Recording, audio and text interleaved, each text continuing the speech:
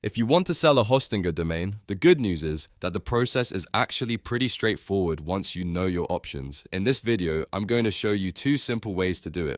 First, by listing your domain on a marketplace, and second, by selling it directly to a buyer and transferring it from Hostinger. This is perfect if you bought a domain you no longer need, or if you're trying to turn an unused domain into cash. And if this tutorial helps you out, don't forget to hit that like button and subscribe for more simple tech guides just like this.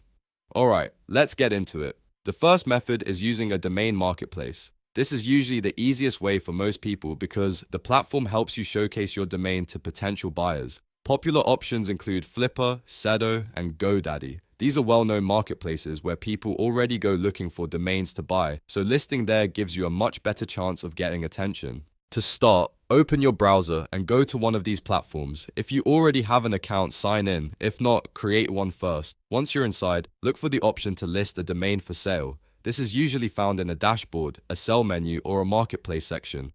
After that, enter your domain name exactly as you own it on Hostinger. Then you'll need to add the price you want to sell it for. Try to be realistic here. If you're not sure what to charge, compare similar domains on the marketplace to get a rough idea of market value. Next, add the details that make your domain more attractive. For example, explain what the domain could be used for, whether it's brandable, whether it includes keywords, and why a buyer might want it. If the marketplace allows it, add a short description that highlights the domain's strengths. Once everything looks good, publish the listing and wait for a buyer. Depending on the demand for your domain, this could take some time, or it could happen faster if the domain is strong and memorable. Now let's move to the second method, which is the direct sale approach.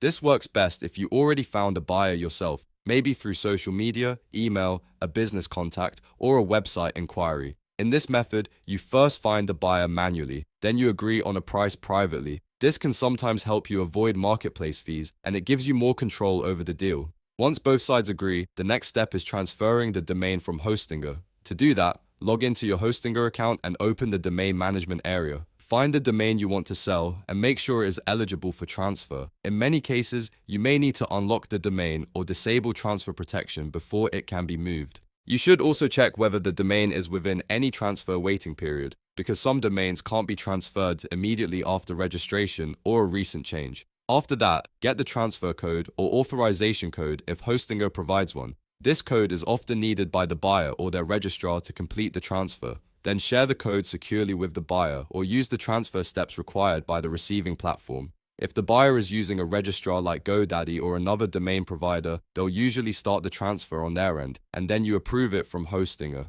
Make sure both sides understand the process before confirming anything. It's always smart to use a trusted payment method and confirm the payment before completing the transfer. If you're selling a valuable domain, using an escrow service is a very safe option because it protects both the buyer and the seller.